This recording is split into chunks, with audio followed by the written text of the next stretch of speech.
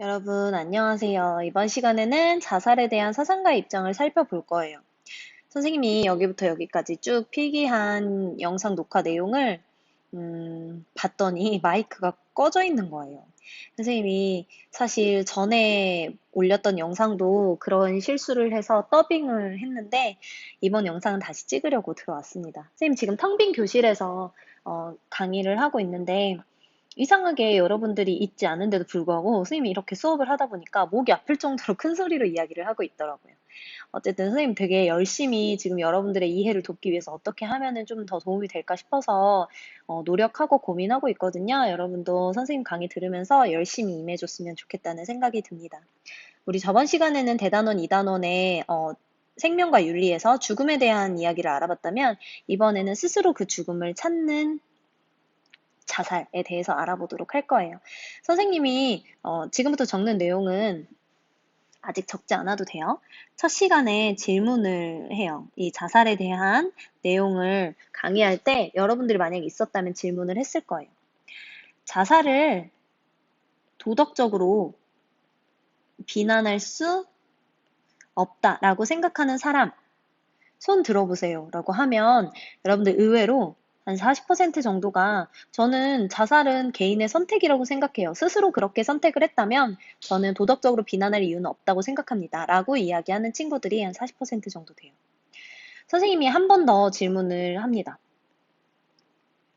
만약 내 곁에 있는 가장 친한 친구가 혹은 내 곁에 있는 가족들이 나에게 나 너무 힘들어서 그냥 자살을 선택하려고 해 라고 했을 때 여러분들이 과연 그 옆에서 음, 그래, 맞아. 너의 선택이니까 너가 너의 생명을, 너의 삶을 그렇게 선택하고 싶다면 자살을 해도 괜찮을 것 같아 라고 이야기할 수 있나요?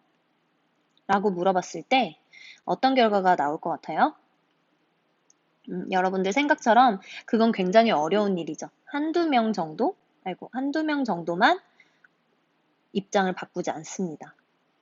근데 이 친구들도 극단의 상황으로 정말 구체적인 상황으로 뭐 질문을 해본다면 정말 자살을 추천할 수는 없다라고 이야기하거든요.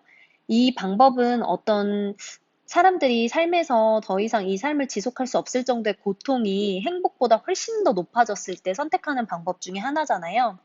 근데 자살 말고도 또 다른 방법들이 있기 때문에 우리가 이걸 추천할 수는 없는 거죠.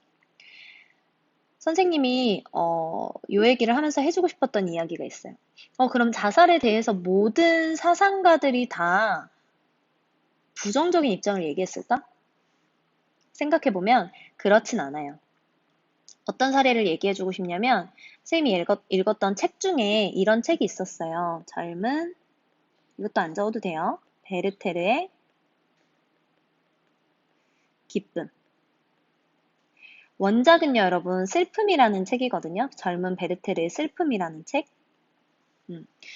이 책은 나중에 나온 책이에요, 나중에. 이거는 좀 철학적인 책이고, 요거는 소설에 대한 이야기예요. 어떤 이야기냐면, 베르테르라는 젊은 청년이 있었는데, 이 청년이 어떤 여성을 짝사랑합니다. 짝사랑하는 와중에 안타까웠던 점은 이 여성은 베르테르를 사랑하지 않았다는 점. 또한 이 젊은 여성은 다른 남성을 사랑했고, 이 둘은 약혼까지 가게 된다는 점. 사랑이 이루어지지 않았던 이 베르테르 같은 경우에는 결국에는 총으로 머리를 쏴서 죽는 자살을 선택해요. 근데 되게 특이했던 점은 이 젊은 베르테르의 슬픔이라는 소설이 발간되고 나서 사람들이 이 책들을 읽었겠죠. 이 책을 읽었는데 이 젊은 베르테르를 따라서 자살하는 사람들이 급증했다는 거예요. 우리나라에서도 그랬던 사례가 하나 있었죠. 배우 최진실이 자살을 했을 때, 그 곁에 있었던 가족들이라든지, 그러니까 남편이라든지, 아니면은 다른 연예인들이라든지, 혹은 일반인들이라든지, 자살을 선택하는 사람들이 많아졌다는 통계 자료가 나오기도 했어요. 이렇게 자살하는 사건이 TV나 혹은 책 등을 통한 이런 매체 등을 통해서 이렇게 유통이 되었을 때 그걸 접한 사람들의 자살률이 높아진다는 이런 연구 결과를 이제 베르테르 효과라고 베르테르 효과, 베르테르 현상이라고 부릅니다. 즉, 자살이라는 것이 대중매체를 통해서 유통이 됐을 때 자살률이 높아진다는 그런 사례를 베르테르 효과라고 불러요. 이 베르테르 효과에 대해서 다룬 책이 이 베르테르의 기쁨이에요. 젊은 베르테르의 기쁨에서는 자살이라는 것을 찬성하고 좋은 선택이라고 생각하는 사상가들의 입장들이 나오기는 하는데 결과적으로는 자살을 하지 말아라라는 이야기를 합니다. 어쨌든 찬성하는 사람들도 있다는 점. 근데 우리가 선생님은 여러분들한테 자살을 추천해요라고 이야기하지도 않고 선생님 자살을 굉장히 비도덕적인 행동이라고 생각을 해요. 여러분들에게 중요한 거는 자살을 하지 말아야 한다라는 그냥 무조건적인 생각 혹은 자살은 뭐 개인의 선택이지 않을까? 라고 생각하는 어떤 무책임한 가치관을 가지는 게 아니라 이런 내용들에 대해서 이제 종교적으로, 사상적으로 다른 사상가들은 어떤 입장을 가지고 있는지 살펴보고 내 삶에 대해서 생각하는 가치관, 그리고 내 죽음을 앞당기는 이런 자살이라는 행위에 대해서 어떻게 생각하는지에 대해서 단단하고 명확한 도덕적인 가치관을 세우는 거예요. 그래야지만 여러분들이 어떤 선택을 하든 간에 혹은 누군가에게 어떤 이야기를 하든 간에 그 이야기에 혹은 그 생각에 힘이 실리고 단단하게 느껴지는 거예요.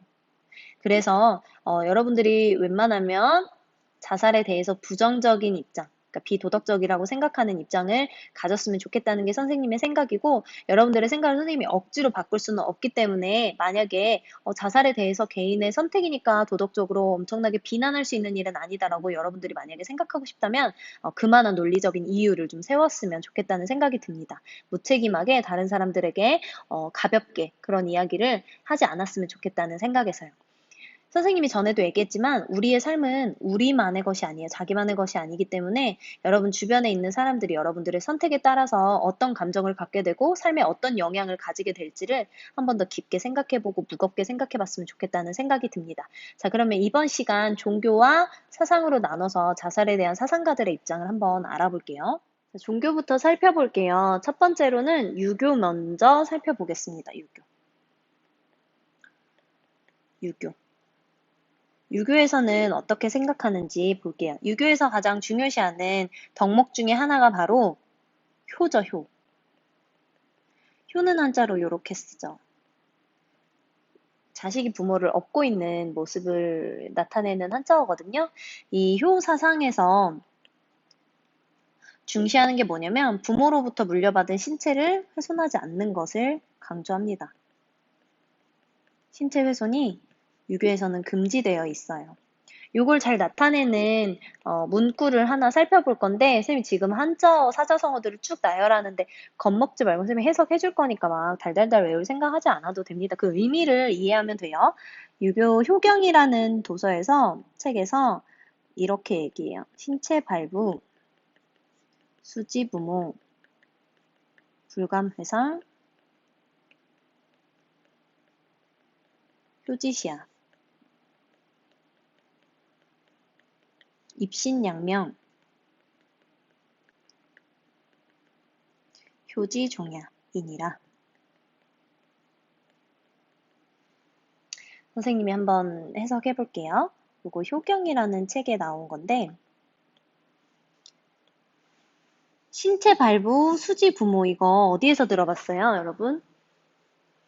그쵸. 일제강점기 때 단발령이 내려졌을 때 우리나라 백성들이 이렇게 이야기했어요. 신체 발부, 수지 부모이니라 불감해상 효지시야 이거를 어찌 내 머리를 자르라 하니까.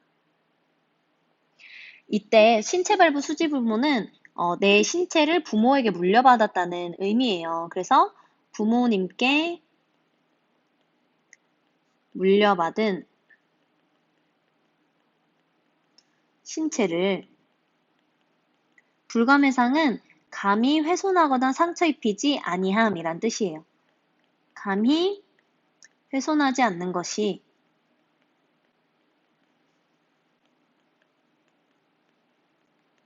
이거 두 가지는 어조사고 조사고 효의 시작이니라 라는 뜻이에요. 이제 입신양명 효지종야는 몸을 일으켜 세워 이름을 널리 알리는 것이 효의 완성 끝이니라 이렇게 이야기했다는 점. 그래서 이 효의 효경이라는 효경이라는 책에 나온 문구거든요. 이 문구에서 신체 발부 수지 부모 불감 해상 효지시야라고 하는 것은 우리의 신체는 부모로부터 물려받은 거기 때문에 효사상에 의해서 절대로 훼손하지 않아야 되고 우리가 자살을 한다는 것은 신체를 훼손하는 행위이기 때문에 효라는 덕목을 어기는 비도덕적인 행위이다라고 이야기할 수 있다는 거예요. 많이 어렵지 않죠? 자, 그러면 아래 불교로 한번 넘어가 볼게요. 불교에서는 어떤 사상을 강조하냐면 불살생이라는 거를 강조해요. 불살생. 생명을 살인하지 말라. 또는 이거 들어봤을 거예요. 살생유택. 생명을 죽이는 데에는 택함이 있어야 한다라는 건데 이거 누가 얘기한 거냐면 화랑들을 교육하기 위해서 원광법사가 5가지 계율, 유불도를 적용한 5가지 계율을 만들거든요. 세속오계를. 이 세속오계 중 하나가 살생유택이에요. 불교에서는 여러분 선생님이 얘기했지만 개미 한 마리라도 풀 하나라도 함부로 죽이지 않기 위해서 밑에 구멍이 송송 뚫린 집신을 신고 다닌다고 했죠. 스님들이. 지금은 그런지는 모르겠어요. 어쨌든 그런 어떤 복장이나 이런 것들에 담긴 의미가 불살생, 살생유택을 의미한다는 점. 즉 그만큼 생명을 굉장히 중요시해요. 왜? 개미도 풀도 전생에는 나의 가족이고 나의 가까운 사람이고 혹은 스승일 수 있기 때문에 함부로 죽여서는 안 된다고 생각하는 거예요. 그래서 불교에서는 이렇게 생명을 죽이는 것에 있어서 굉장히 신중해야 한다고 생각을 했거든요. 이 택함이 있어야 된다는 얘기는 죽여도 될 사람은 죽여도 된다가 아니라 사람은 아니고 우리가 불가피하게 길을 걸어가는데 잔디를 밟아야 하는 경우 풀의 생명을 어쩔 수 없이 훼손할 수밖에 없죠. 그쵸. 그리고 단백질을 섭취하기 위해서 콩이나 돼지고기를 섭취하는 경우, 이런 경우도 마찬가지고요. 그래서 이렇게 불가피한 경우에만 살생을 해도 된다는 건데, 자살 같은 경우에는 불가피한 경우가 아니기 때문에 절대 불교에서는 자살을 해서는 안 된다고 생각을 합니다. 자, 마지막으로는 서양의 종교도 알아봐야겠죠. 대표적인 종교로 우리 그리스도교 살펴볼게요. 그리스도교. 그리스도교에서는 우리의 목숨을 혹은 우리의 생명을 신의 선물이라고 생각을 해요. 신이 주신 선물이에요. 따라서 우리는 그것을 잘 지키는 게, 내 생명과 목숨을 잘 지키는 게 신의 선물에 대해서 보답하는 길이고 계율을 잘 지키는 행위인 거예요. 즉 자살은 신의 계율을, 계율이라는 건 계시와 율법이라는 뜻이에요. 계율을 어기는 행위다. 그러니까 신의 법을 어기는 행위다라고 생각하면 될 것 같아요. 자, 그래서 이 신의 계율을 보면 어떤 것들이 있냐면 살인하지 말라.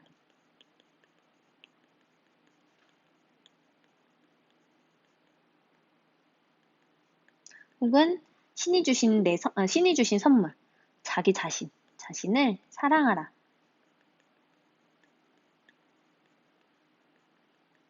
요런 신의 계율이 있는데 자살 같은 경우에는 요 두 계율을 모두 어기는 행위죠. 내 생명을 살인하고 자기 자신을 사랑하지 않는 행위이기 때문에. 자, 그래서 이렇게 3가지 종교의 입장을 살펴봤는데요. 많이 어려울 건 없죠. 각 종교에서 중시하는 게 효, 생명, 자비, 신의 선물, 신 이런 것들이기 때문에 많이 어렵지는 않았을 것 같아요. 자, 그러면 종교 옆에 있는 사상으로 한번 넘어가 보도록 하겠습니다. 자, 이렇게 사상으로 넘어왔어요. 첫 번째 사상에서 알아볼 그 사상가는 토마스 아퀴나스예요. 토마스 아퀴나스는 방금 전까지 살펴본 그리스도교 학자이기도 하죠. 이 학자는 자연법 사상을 이야기하기도 했고요. 자연법 사상뿐만 아니라 스콜라 철학이라는 중세 철학을 이끌었던 학자이기도 합니다. 여기서 집중적으로 살펴볼 거는 토마스 아퀴나스의 자연법 사상이에요. 자연법이라는 건 선생님이 전에 한번 이야기했었지만 우리의 자연적 성향을 법으로 만든 거예요. 생명을 보존해야 한다는 생명을 지키려는 본성에 의해서 생명을 보존하라 라는 자연법이 만들어졌고 또 나의 물건을 소중히 여기는 어떤 우리의 본성에서 남의 물건을 훔치지 말라라는 자연법이 나오기도 했고 자, 이런 것들을 의미하는 거거든요. 그래서 우리의 자연적인 성향으로 만들어진 이 자연법을 우리 인간의 이성으로 인식할 수 있다라고 생각한 게 자연법 사상이에요. 그래서 이 자연법 사상은 어떤 신의 법, 신법, 영원법 이런 것들에 포함되는 자연에 대한 법이기도 하거든요. 인간과 자연에 대한 법. 그래서 이 자연법에 대해서 한번 살펴볼게요. 토마스 아퀴나스가 제시한 제1자연법이라는 게 있어요. 제1자연법은 다른 자연법들이 파생되기 위한 어떤 기초가 되는 법이거든요. 선생님이 한번 적어볼게요. 적으면 아마 이해가 갈 거예요. 선을 행하고 악을 피하라. 여기서 선이라는 것은 우리의 자연적 성향을 따르는 행위고 악이라는 건 우리의 자연적 성향과 반대되는 행위일 거예요. 예를 들면 어떤 식으로 파생이 되냐면 선이라는 건 좋은 거잖아요. 우리의 자연적 성향을 따라서 생명을 보존하는 행위를 행하고 생명을 훼손하는 행위를 피하라. 이런 식으로. 자, 그 다음에 지식을 추구하는 것을 행하고 모르는 것을 당연시 여기는 행동을 피하라. 그 다음에 그거 외에도 종족을 보존하려는 행동을 행하고 종족을 파괴하거나 훼손하려는 일을 피하라. 이런 식으로 이 선과 악이 쭉 이렇게 파생이 되는 거예요. 다른 자연적 성향들로 인해서. 이게 제1자연법인데 여기 선생님이 아까도 얘기했듯이 악이라는 것은 자연적 성향을 어기는 행위예요. 우리의 뭔가 살려고 하고 종족을 보존하려고 하고 지식을 추구하려고 하고 안정적인 삶을 추구하려고 하고 이런 자연적인 성향을 어기는 행위를 악이라고 합니다. 그래서 자살은 토마스 아퀴나스가 생각했을 때 자살은 우리가 생명 보존을 해야 한다는 자연적인 성향을 가지고 있잖아요. 그래서 이 생명 보존이라는 자연적 성향을 생각했을 때 자살은 이것을 따르는 행위일까요? 어기는 행위일까요? 그쵸. 어기는 행위죠. 그럼 선이에요, 악이에요? 그렇죠. 악이에요. 악이에요. 그래서 이 자연법, 제1자연법에 따라서 자살이라는 것은 악에 해당되는 행위이기 때문에 비도덕적이다라고 이야기를 한다는 점. 자, 그 다음에 밑으로 내려가서 이번에 살펴볼 학자는 여러분들에게 조금 더 친숙한 칸트라는 학자예요. 칸트는 의무론 얘기했던 사상가죠. 칸트는 이런 이야기를 했다고 했어요. 우리 인간이 이성을 통해서 도덕 법칙을 인식할 수 있는데 이 도덕 법칙은 아까 이야기했던 뭐 이런 제1자연법처럼 제1법칙, 제2법칙 이렇게 내용들이 다 인식이 되는 게 아니라 형식으로서 우리의 머릿속에 남아있다고 이야기를 했는데요. 그 형식을 정언명령의 형태를 가지고 있다 해서 정언명령의 형식이라고 했어요. 정언명령은 다른 게 아니라 무조건적인 명령이라고 했고 그 명령의 형식에는 어떤 것들이 있나 살펴보자면 도덕 법칙은 이성으로 인식할 수 있는 거니까 모든 사람들이 다 가지고 있는 거잖아요. 이성이라는 거는. 그러면 모든 사람에게 다 통할 수 있을 정도로 보편적이겠구나. 보편성이 있겠구나. 또 뿐만 아니라 이 도덕 법칙이라는 것을 생각할 수 있는 이 이성이라는 건 동물과는 달리 인간만 가지고 있는 거기 때문에 굉장히 존엄한 거죠, 인간은. 그래서 이 인간의 존엄함을 지킬 수 있는 방식으로 나타나겠구나 해서 요 두 형식을 갖춘 도덕 법칙을 이성으로 인식할 수 있다라고 생각을 했었다고 했어요. 이 중에 인간성의 정식에 대해서 한번 알아볼 거예요. 칸트는 자살에 대해서 이야기를 하기 전에 이 인간성 정식을 이야기하거든요. 인간성 정식을 선생님 풀어서 써보자면 나와 타인의 인격을 단지 수단으로만 대하지 말고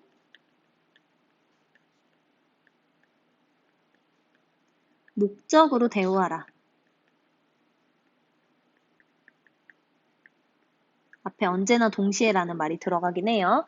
이때 목적으로 대우하라는 말은 뭐냐면 자, 선생님 이거 잠시 아까 적었던 거 잠시 지울게요. 목적으로 대우하라는 건 수단으로 대우한다는 건 무엇 무엇을 위해 사용하는 거죠. 이런 경우가 있어요. 내가 식당에 가서 돈을 지불했어. 그래서 식당에 있는 종업원에게 반찬 좀 가져다 주세요라고 한다면 그건 내가 반찬을 먹기 위해서 그 사람을 사용하는 거죠. 수단으로 사용한 거예요. 근데 우리 식당에 가서 돈 지불했는데 수단으로 사용하지 않을 수 있나요? 없어요. 그래서 여기서 만이라는 단어가 들어간다는 건 수단으로만 대우하지 말고 대신에 목적으로도 대우하라는 거예요. 언제나 동시에 목적으로. 즉, 내가 식당에 가서 종업원을 불러서 반찬을 가져다 달라고 하더라도 그 사람을 그 자체로서 존중하는, 그 목적으로서 대우하는, 어떤 다른 목적을 위해서 사용하는 게 아니라 그 자체로서 목적, 그 자체로서 존중해야 하는 상대로 생각을 하라는 거예요. 즉, 그 사람에게 아, 나 배고프니까 반찬 좀 더 가져다 주세요. 혹은 반찬 좀 더 가져와. 야, 물 좀 더 가져와 봐라. 이렇게 이야기하는 게 아니라 내가 모르는 사람이고 그 사람도 인간이니까 그 사람을 그 자체로 존중해주면서 돈을 지불했기 때문에 어쩔 수 없이 수단으로 사용해야 한다면 그렇게 사용하라는 거예요. 이해되나요? 그래서 목적으로도 대우해라. 그 자체로 존중하라라고 이야기했는데 여러분 자살에 대해서 생각해 봅시다.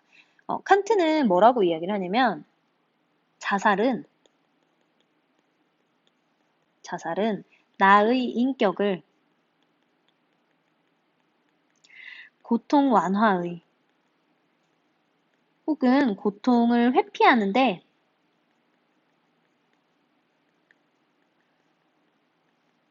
수단으로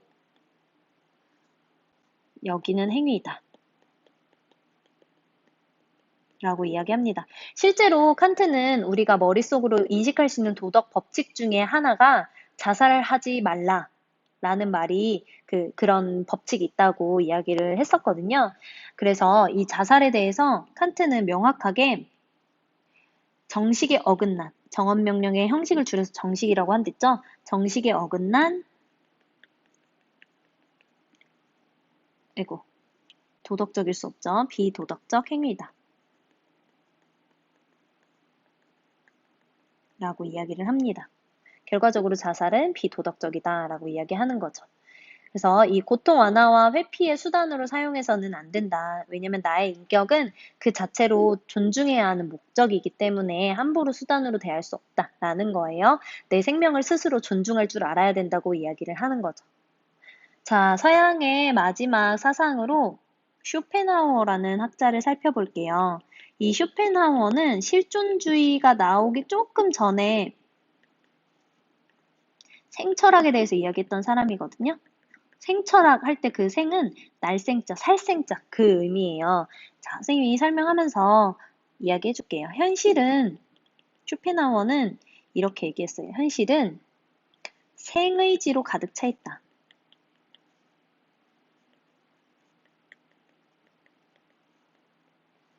그래서 고통스럽다라고 하거든요. 누구랑 비슷해요, 여러분? 그쵸. 불교의 석가모니랑 굉장히 비슷한 이야기를 하죠. 이 생의지라는 거는 살려는 의지예요. 살려는 의지. 근데 또 잘 살려고 하는 거야. 잘 살려고 하다 보면은 고통스럽기 마련이죠. 그쵸.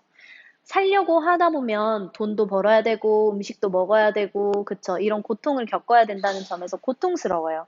그래서 이 사람들이 이런 고통스러움 때문에 잘 살아야 되는데 그게 잘 안 풀리니까 자살을 하려고 하잖아요. 근데 이 자살은 쇼펜하우어가 이야기하기를 이런 고통을 해결하는 방법이 아니다.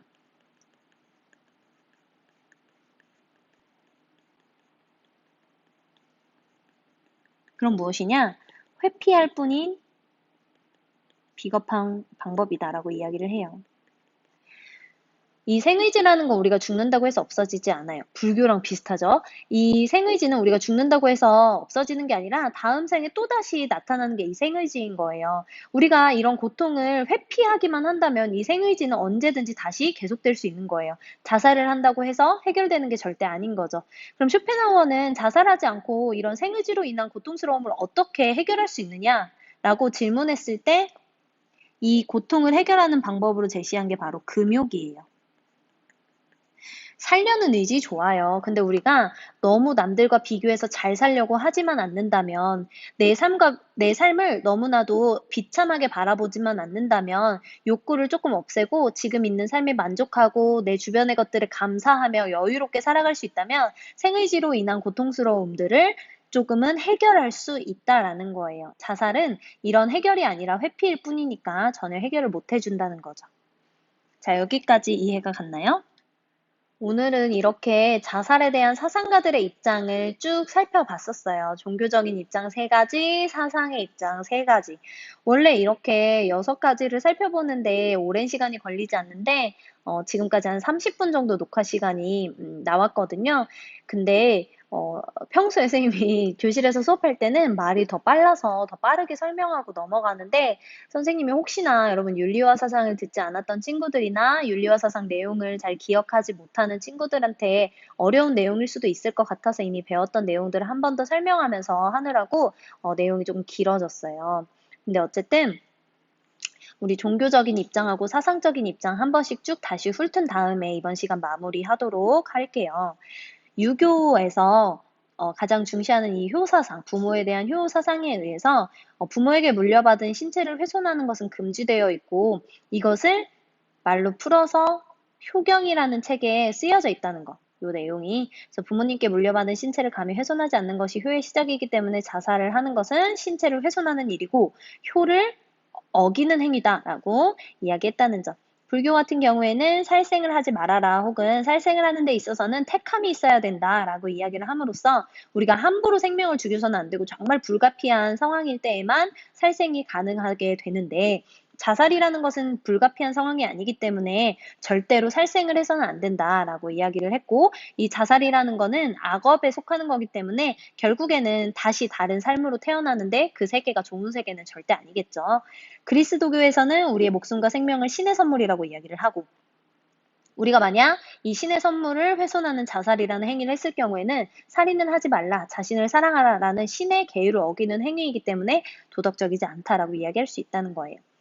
사상으로 넘어가서 토마스 아퀴나스, 칸트, 쇼펜하우어 알아봤는데 토마스 아퀴나스는 자연법 사상가이자 중세 기독교, 그러니까 스콜라 철학을 이야기했던 사람인데 이 토마스 아퀴나스는 제1자연법을 통해서 선을 행하고 악을 피하라 라는 말을 제시를 했고 이거 외에 이제 제2, 제3자연법들은 여기서 선과 악이라는 단어만 바꿔가지고 파생이 쭉 된다는 점. 가장 기본이 되는 이 제1자연법에서 봤을 때 자살이라는 행위는 생명 보존이라는 자연적 성향을 어겼다. 그래서 어기는 행위이기 때문에 악에 해당되고 악을 피하라라고 이야기한 제1자연법에 따라서 행해서는 안 되는 행동이다라고 이야기를 했다는 점.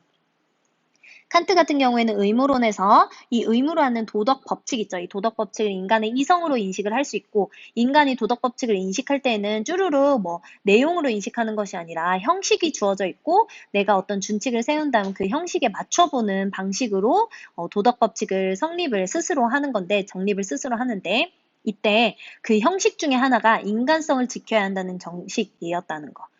정식이라는 건 정언명령의 형식이라는 거고 여러분 칸트의 사상은 마냥 쉽지도 마냥 어렵지도 않기 때문에 윤리와 사상을 듣지 않았던 친구들은 어려울 수도 있어요. 근데 이거는 선생님 등교 후에 다시 한번 개별적으로 설명해 줄 테니까 너무 걱정하지 말고요. 어쨌든 그 인간성 정식에서 이렇게 이야기를 해요. 나와 타인의 인격을 단지 수단으로만 대하지 말고 목적으로 대우하라. 그 자체로 존중하라. 무언가를 위해서 사용하지만은 말아라. 라고 이야기를 한다는 점. 근데 자살이라는 것은 나의 인격을 목적으로 대우하는 게 아니라 고통 완화와 회피의 수단으로 여기는 행위이기 때문에 인간성 정식을 어기는 비도덕적인 행위다라고 이야기한다는 점. 자, 그 다음에 현대 철학자인 쇼펜하우어는 실존주의 이전에 생철학을 이야기했던 사람이고 이 생에 대해서 현실은 생의지로 가득 차 있기 때문에 고통스럽다라고 이야기했다는 점. 이 내용은 불교와 굉장히 비슷해서 불교와 비교하는 논문이 나왔을 정도로 쇼펜하우어가 불교의 영향을 받지 않았느냐라는 이야기가 있어요. 자, 이 생의지는 날생자, 살생자의 의지, 그러니까 살려는 의지를 의미하는데 이 살려는 의지는 뭔가 돈도 많이 벌어야 맛있는 거 많이 먹고 잘 살 수 있잖아요. 집도 있어야 잘 자고 잘 살 수 있고 또 돈이 있어야 옷을 사 입고 만족스럽게 살 수 있는데 그 살려는 의지, 잘 살려는 의지가 있다 보니까 또 고통스러워요. 그쵸? 돈을 벌어야 되는데 취직이 안 되고 취직해야 되는데 공부가 잘 안 되고 공부 잘 해야 되는데 뭐 학력도 잘 안 따라오고 이런 경우 고통스럽죠. 근데 자살이라는 건 이런 고통을 해결하는 방법이 아니라 단지 회피할 뿐이고 우리가 이 고통을 해결하기 위해서는 이 살려는 의지, 이 생의지를 금욕하는 수밖에 없다. 물론 여러분 선생님이 이야기한 돈을 버는 문제, 취직의 문제 이런 것들은 사회적인 문제가 섞여 있기 때문에 개인의 금욕만으로 해결되는 문제는 아니에요. 근데 이제 철학적으로 쇼펜하우어가 봤을 때 우리가 살려는 의지 때문에 고통스러울 경우 이 살려는 의지를 조금 금욕해 보면 욕심을 좀 줄여보면 이런 고통이 조금은 완화되지 않겠느냐라고 이야기했다는 게 쇼펜하우어의 입장인 거예요. 여러분, 오늘은 자살에 대한 사상가들의 입장을 한번 쭉 알아봤고요. 저번 시간에 우리 죽음을 통해 바라본 삶의 가치를 배웠다면, 자살에 대한 윤리적인 문제에 대해서 종교적인 입장, 사상으로 나눠서 배워봤어요. 어, 잘 이해가 됐다면, 내용 필기 잘 해서 노트나 학습지에 잘 적어서 네이버 밴드에 과제 제출해 주시면 되고요. 그다음에 더 궁금한 내용이 있다 하는 친구들은 밴드에 댓글을 올려줘도 괜찮을 것 같아요. 쌤이 여기에 대한 질문 만들기는 과제로 따로 내주지는 않을게요. 생명윤리 전체에 대한 질문으로 확장해서 과제를 올리든가 하겠습니다. 자, 그럼 여러분 수업 듣느라고 너무너무 고생했고, 이제 씻고 좀 편하게 밥도 먹고, 지금 시간이 언제쯤 됐는지 모르겠지만, 밥도 먹고, 잘 챙겨 먹고, 그다음에 운동도 좀 하고, 스트레칭도 하고, 너무 밖에 안 나가지는 말고 마스크 끼고, 사람이 좀 드문 곳에 가서 산책도 좀 하고 그러세요. 건강도 잘 챙기고, 잠 너무 많이 자면 면역력도 떨어지고, 건강 상태도 너무 안 좋아지니까 잠은 충분히 적당히 자고 수업 열심히 듣고, 우리 개학하는 날, 등교하는 날 만나도록 합시다. 그러면 수고 많았고요. 우리는 다음 시간에 만나요.